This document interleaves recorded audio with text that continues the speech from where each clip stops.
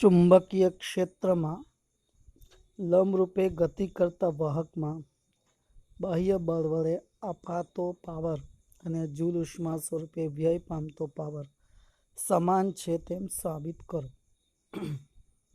હવે એ માટે આકૃતિમાં દર્શાવ્યા મુજબ એક લૂપ લઈએ કે જે લૂપને ઉપર એક પીક્યુ સળિયો દર્શાવેલો છે.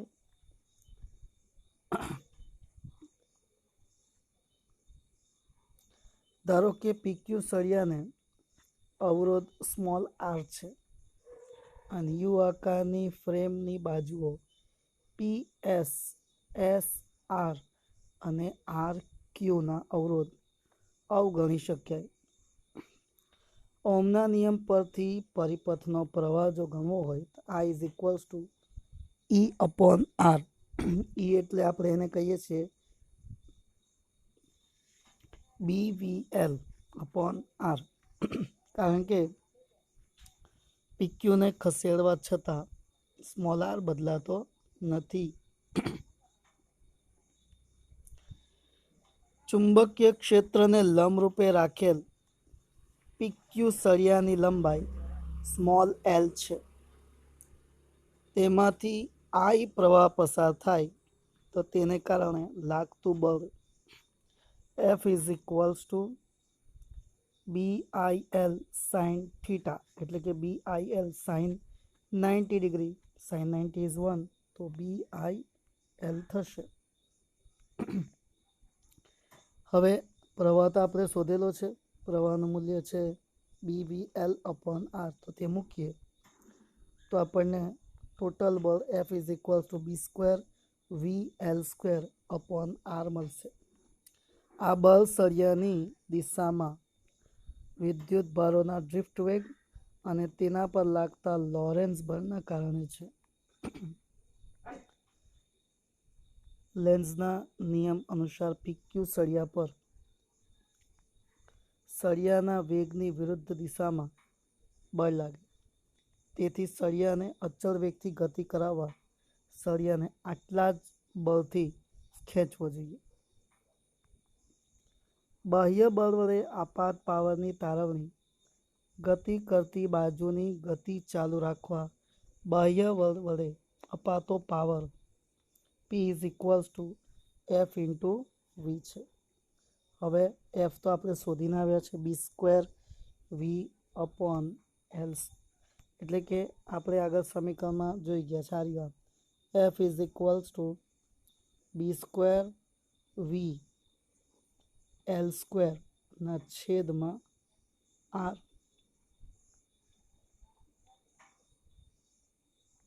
આપણું સૂત્ર છે તે અહીંયા મૂકી દઈએ ઇન્ટુ વી.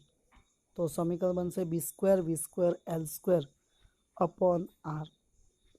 હવે આની અંદર તો આપણે જોઈ ગયા, જો આપણે જૂલ ઉષ્મા રૂપે વ્યય પામતા પાવરની ગણતરી કરીએ તો P is equals to I square R થાય. આઈની કિંમત આપણે મેળવેલી શું છે? I equal to BVL upon R. તો કિંમત આપણે અહીંયા મૂકીએ આઈની જગ્યાએ, તો B square V square L square upon R square into R. તો એક આર કેન્સલ થઈ જશે તો સમીકરણ બનશે B square V square L square upon R. તે સમીકરણ આના જ જેવું છે, એક જેવું જ. તો 1 અને 2 સરખા થયા. તો પીજે એટલે કે જૂલ ઉષ્માનો વ્યય પાવર બરાબર પાવર પી એટલે ગતિ કરતી બાજુ યાંત્રિક ઉર્જાનો પ્રથમ વિદ્યુત ઉર્જા અને ત્યારબાદ ઉષ્મા ઉર્જામાં રૂપાંતરિત થાય છે અને ઉર્જા સંરક્ષણ નિયમનું પાલન પણ થાય છે.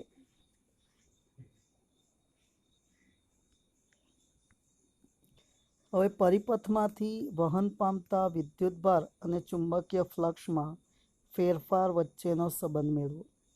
તો ફેરાડેના નિયમ મુજબ ફેરાડેએ કીધું છે કે E is equals to D by DT. હવે ઈની જગ્યાએ જો આપણે IR લખીએ તો IR બરાબર ડી બાય ડીટી થાય. હવે આઈ એટલે તો ડીક્યુ બાય ડીટી થાય, અહીંયા લખશું DQ by DT into R બરાબર ડી5 બાય ડીટી। તો ડીક્યુને જો સૂત્ર કરતા કરી દઉં તો d5/r થાય, જે વેબર પર ઓમ દર્શાવે છે। આમ ડીક્યુ એટલે કે વિદ્યુતભાર એ ફ્લક્સના ફેરફારના સમપ્રમાણમાં છે અને અવરોધના વ્યસ્ત પ્રમાણમાં છે। પ્રેરિત વિદ્યુતભાર ચુંબકીય ફ્લક્સના કુલ ફેરફાર પર આધાર રાખે છે, ઉપરાંત પરિપથના કુલ અવરોધ પર પણ આધાર રાખે છે। હવે ચાલો બતાવો કે પ્રેરિત વિદ્યુતભાર એ ચુંબકીય ફ્લક્સના ફેરફારના દર પર આધારિત નથી। તો તે બી થિયરી આપણે આ જ પ્રમાણે લખવાની છે, સેમ ટુ સેમ નીચે સુધી। પછી અંતે આપણે લખવાનું છે કે પ્રેરિત વિદ્યુતભાર ચુંબકીય ફ્લક્સના કુલ ફેરફાર પર આધાર રાખે છે અને કુલ અવરોધ પર પણ આધાર રાખે છે, એટલે સેમ ટુ સેમ થિયરી લખશું। થિયરી આપણે ભણી ગયા છે તેને અનુરૂપ આ પ્રશ્ન છે। આકૃતિમાં દર્શાવ્યા મુજબ લંબચોરસ વાહકની ભુજા, અહીં આ લંબચોરસ વાહકની ભુજા PQ એટલે કે આકૃતિમાં દર્શાવ્યા મુજબ આ PQ x = 0 થી બહારની તરફ ગતિ કરવામાં આવે છે, એટલે કે આપણે એને આ તરફ બહારની તરફ ગતિ કરાવીએ છીએ। x = 0 થી આપણે એને ગતિ કરાવીએ છીએ। એક સમાન ચુંબકીય ક્ષેત્રના સમતલને લંબ છે, x = 0 થી x = b સુધી વિસ્તરેલ છે। હવે અહીંયા ચુંબકીય ક્ષેત્ર જે આપણે જોઈએ છે તે x = 0 થી x = b ને સુધી વિસ્તરેલું છે। અહીં x એ b કરતાં મોટું છે,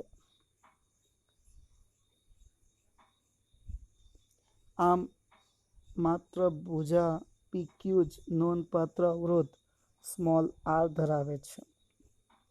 જ્યારે PQને અચળ ઝડપ v સાથે x = 0 થી x = 2b સુધી બહારની તરફ ખેંચવામાં આવે છે અને ત્યારબાદ x = 0 પર પરત ખસેડવામાં આવે છે,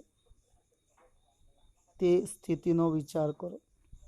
ફ્લક્સ પ્રેરિત EMF ભુજાને ખેંચવા માટે જરૂરી બળ અને જૂલ ઉષ્મા તરીકે વ્યય થતા પાવર માટેના સૂત્રો મેળવો। અંતર સાથે આ રાશિઓના બદલાવને રેખાંકિત કરો। ચાલો તો હવે આપણે આકૃતિમાં તો જોઈ જ લીધું છે કે આકૃતિમાં x = 0 થી x = b ના ગાળામાં PQ સળીઓ જે છે તે ગતિ કરે છે। આ SPRQ સાથે સંકળાયેલ ફ્લક્સ જો આપણે φb ગણીએ તો φb કેટલો થઈ જાય, તો φb નું મૂલ્ય φ = BLX સૂત્ર મુજબ આપણે b સુધી લઈએ, x = b સુધી, તો BLB થશે। હવે પ્રેરિત EMFની ગણતરી કરવી હોય તો આપણે આ જે સમીકરણ છે તેનું વિકલન કરવું પડે, તો આપણને EMF મળે। તો પ્રેરિત EMF એટલે કે ફેરાડેના નિયમ મુજબ E = -dφ/dt।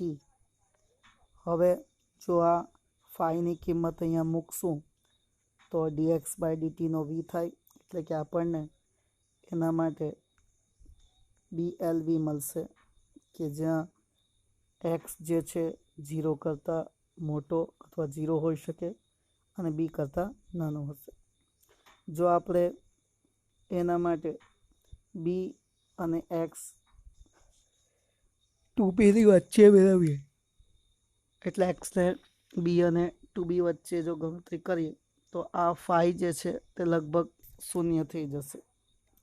જ્યારે પ્રેરિત ઈએમએફ શૂન્ય ના હોય ત્યારે વિદ્યુત પ્રવાહ આઈ મૂલ્યમાં BLV/R જેટલો થશે. હવે એને આપણે જરાક આકૃતિના સંદર્ભમાં સમજીએ તો કંઈક આવું થશે. આપણે એને KLM અને LK એટલે કે આ સ્વરૂપમાં દર્શાવીએ તો પ્રવાહ વિરુદ્ધ અંતરનો આલેખ જે છે કંઈક આવું મળશે આપણને. તો પ્રવાહ વિરુદ્ધ અંતરનો આલેખ જો જોઈશું તો આવા પ્રકારનું મળશે કે જેની અંદર ફ્લક્સના ફેરફાર સાથે આપણને આ પ્રમાણેનું મળશે. હવે જ્યારે આપણે ઈએમએફ વિરુદ્ધ અંતરનો આલેખ દોરશું તો તે આલેખ કંઈક આપણને આ પ્રમાણે મળશે, અને બળ વિરુદ્ધ અંતરનો તો આ પ્રમાણે, પાવર માટે આ પ્રમાણે. આમ I/B એ ભુજા PQને સતત અચળ ગતિમાં રાખવા માટે જરૂરી બળ છે.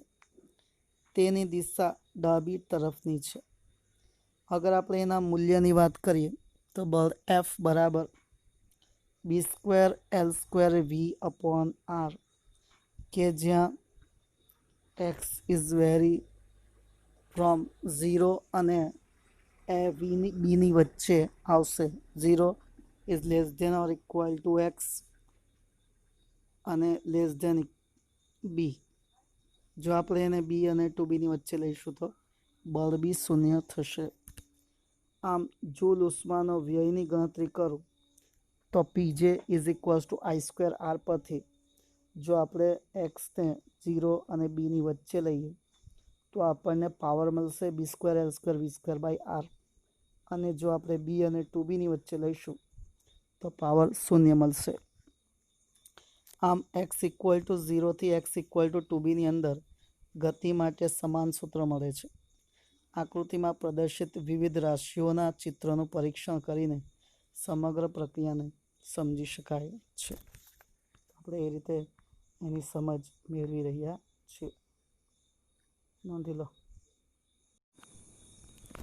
ઘુમરી પ્રવાહો શું છે અને તેનું અસ્તિત્વ દર્શાવતો પ્રયોગ સમજાવો અને તેની અસર ઘટાડવાના ઉપાયો જણાવો. તો મિત્રો, આપણે આગળ એક વખત આ શબ્દ સાંભળી આવેલા છે, ઘુમરી. આમ જનરલી આપણે દરિયામાં કે પાણીમાં આવું અંદર ઘુમરી બનતી જોઈએ છે કે જે એની ગતિને ઘટાડી દે છે. તેવું જ કંઈક આમાં આપણને જોવા મળવાનું છે. જ્યારે વાહકની મોટી તકતી, શીટ અથવા બ્લોકને આપણે બદલાતા જતા ચુંબકીય ફ્લક્સમાં મૂકવામાં આવે ત્યારે તેમાં પ્રેરિત પ્રવાહો ઉત્પન્ન થાય છે. તેમને વહનની પેટર્ન, ભાત પ્રકાર, પાણીમાં ઘુમરતા વમળો જેવી હોય છે.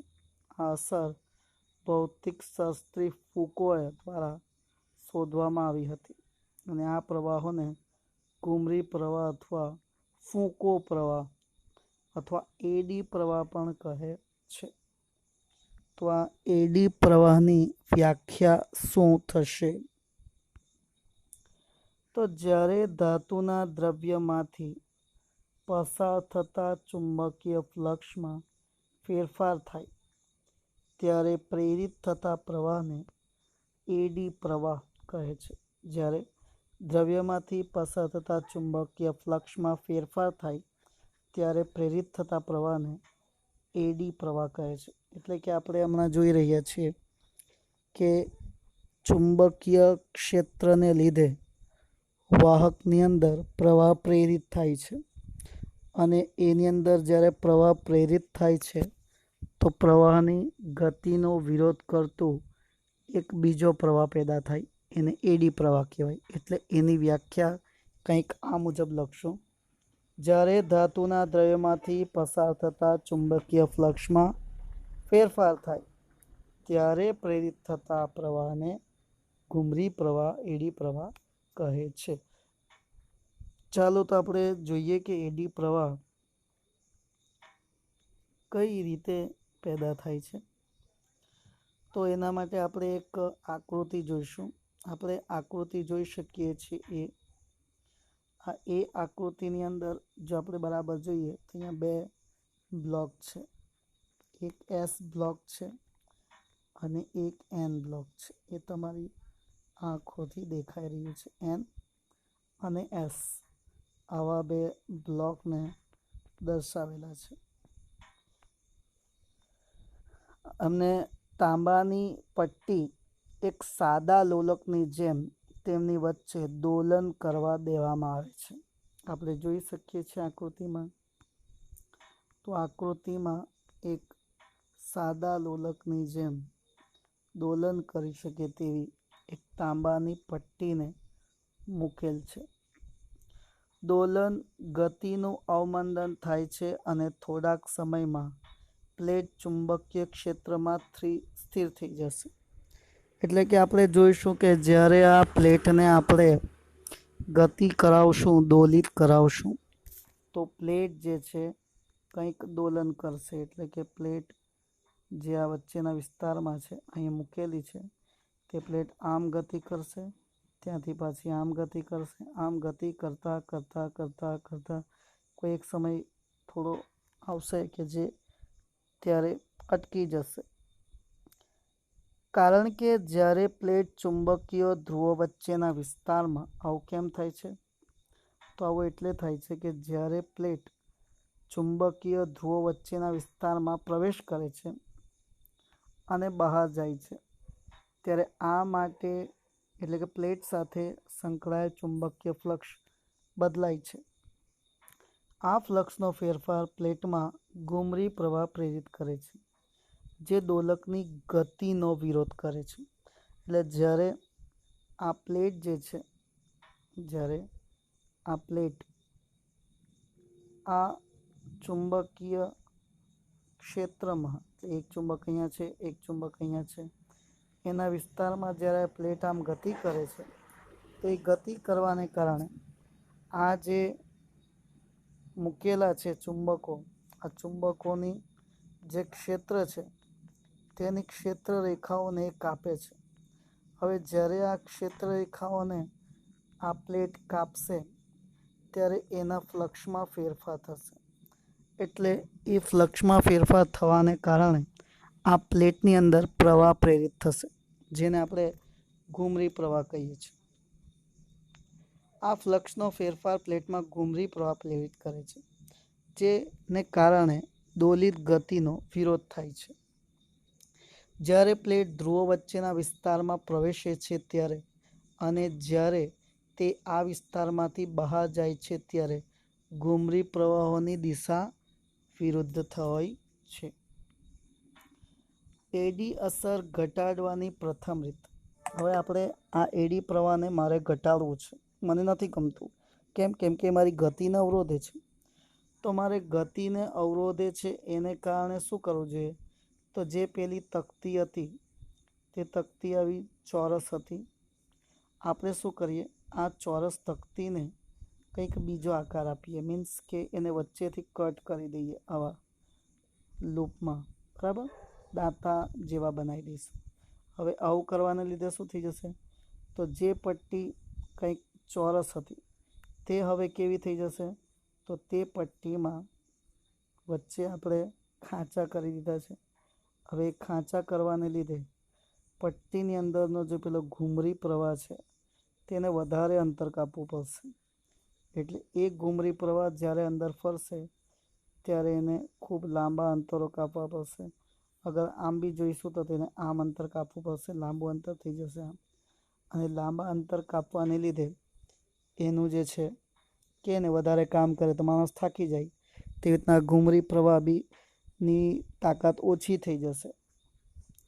કોપર પ્લેટમાં લંબચોરસ ખાંચા પાડવામાં આવે તો ઘુમરી પ્રવાહના વહન માટે ઉપલબ્ધ વિસ્તાર ઓછો થાય છે. આમ છિદ્ર અથવા ખાંચા ધરાવતી લોલકની પ્લેટ વિદ્યુત ચુંબકીય અવમંદન ઘટાડે છે અને પ્લેટ વધુ મુક્તપણે લાંબા સમય સુધી દોલન કરે છે.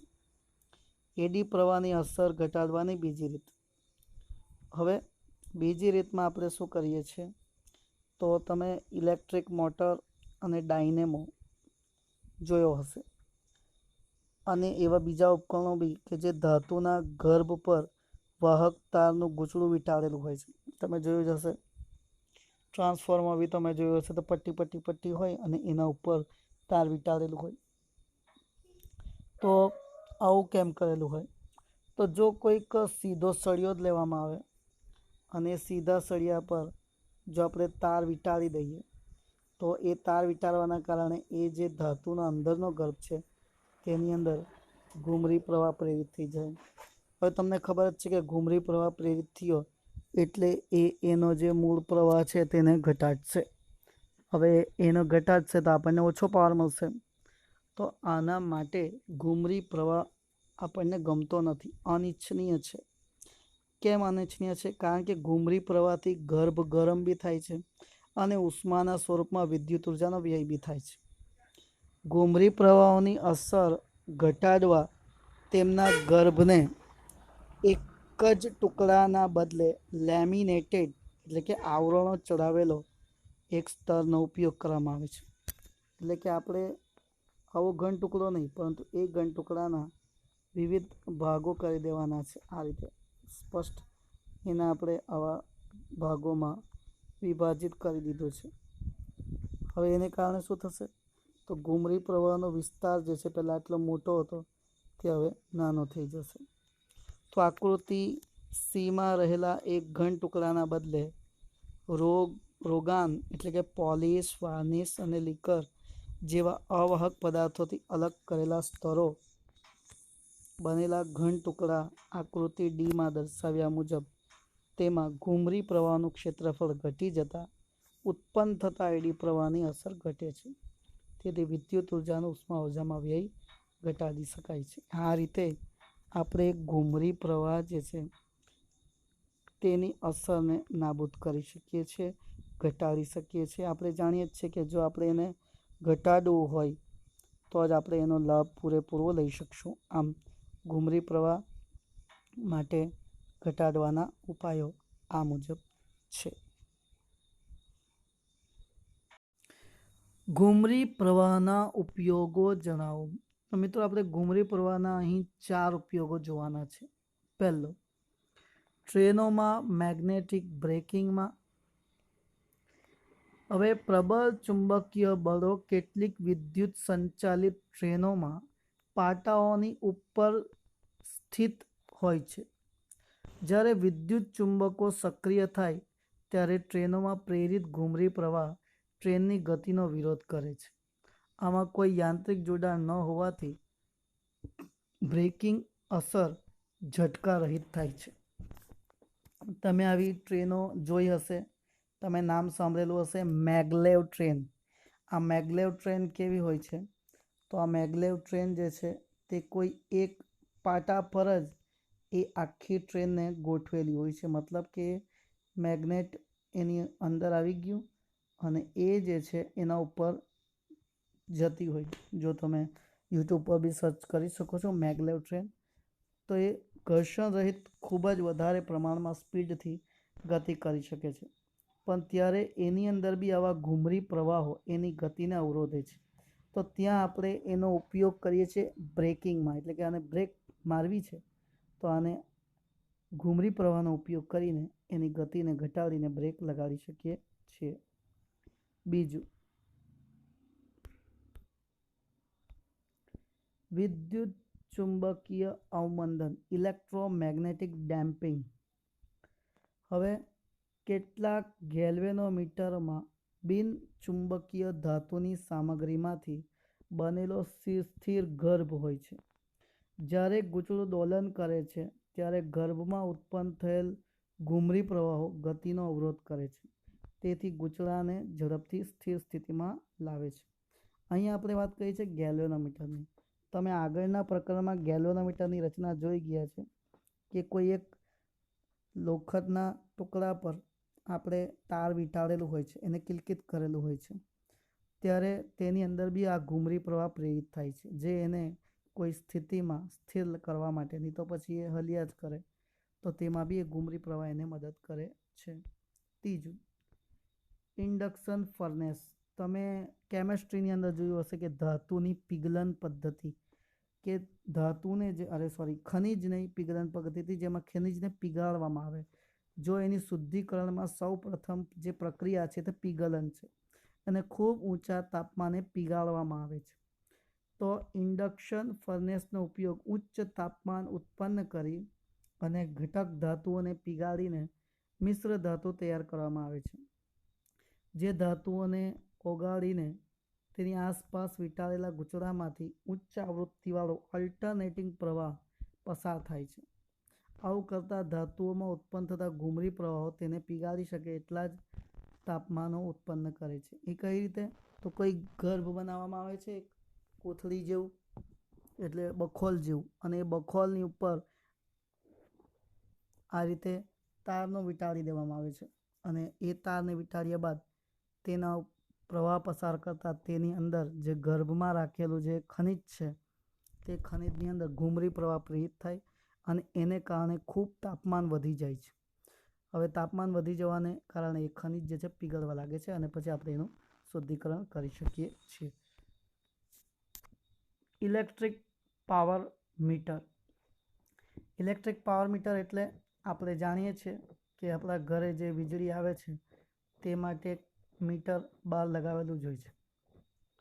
એમાં ચમકતી ધાતુની તકતી ડિસ્ક ઘૂમરી પ્રવાહોને કારણે ફરે છે. ગૂંચળામાં જ્યાવર્તી એટલે સાઇનુસોઇડલ બદલાતો પ્રવાહ દ્વારા ઉત્પન્ન ચુંબકીય ક્ષેત્ર દ્વારા તકતીમાં વિદ્યુત પ્રવાહ પ્રેરિત કરવામાં આવે છે, અને જેને કારણે પેલું જે ચક્ર જે છે તે ફર્યા કરે છે. હમણાં જે મીટરો છે તે મીટરોમાં આવી રીતના નથી. પહેલાંના જે મીટરો હતા જૂના, તે મીટરોની અંદર તમે જોશો તો આવું એક ચક્ર જેવું ફર્યા કરતું હોય તેવા હતા. તેમાં આપણે ઘૂમરી પ્રવાહનો ઉપયોગ કરેલ છે, તો નોંધી લો. હવે વિદ્યુત ચુંબકીય અવમંદન. એલ્યુમિનિયમ અને પીવીસીના બનેલા સમાન આંતરિક વ્યાસના બે પોલા પાતળા નળાકાર પાઇપ લો. રિટોર્ટ સ્ટેન્ડ પર ક્લેમ્પ વડે તેમને ઊભા રાખો. પાઇપના આંતરિક વ્યાસ કરતાં નાના વ્યાસનો નળાકાર ચુંબક લો, અને તેને દરેક પાઇપમાં એવી રીતે પડવા દો કે ચુંબક તેના પતન દરમિયાન પાઇપોની બાજુઓને ન સ્પર્શે. તમે જોશો કે પીવીસી પાઇપમાં છોડવામાં આવેલું ચુંબક પાઇપમાંથી બહાર આવવા માટેનો તેટલો જ સમય લે છે જેટલો પાઇપ વગર તે ઊંચાઈથી છોડવામાં આવે ત્યારે તે લેશે. તમે જોયું હશે કે પાઇપ લઈ લેવાનું છે, અને એની અંદર આપણે એના અંદર એક ટુકડો ચુંબકનો તેને આપણે છોડી દઈએ તો એ ધનાધન નીચે આવી જાય છે. એટલો ટાઈમ લેશે જેટલો આપણે હવામાં એને છોડી દઈએ છીએ. હવે તમે જોશો કે એલ્યુમિનિયમ પાઇપના કિસ્સામાં ચુંબક વધારે સમય લે છે. કેમ?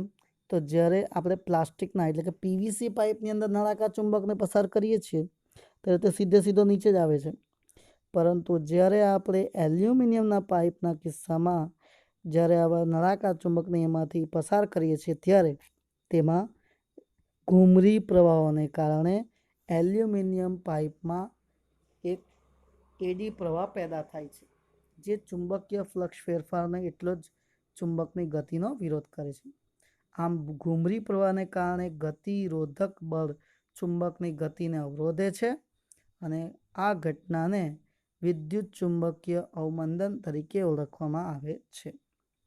આ વસ્તુ છે કે પીવીસી પાઇપમાં ઘૂમરી પ્રવાહ પેદા થતા જ નથી, કારણ કે તેનું દ્રવ્ય તો અવાહક છે, જ્યારે એલ્યુમિનિયમ એ વાહક છે, એટલે એની અંદર આવા ઘૂમરી પ્રવાહો પેદા થઈ શકે છે. તો આ રહ્યા ચુંબકીય વિદ્યુત ચુંબકીય અવમંદનની વાત. ઓકે, તો નોંધી લઈશું.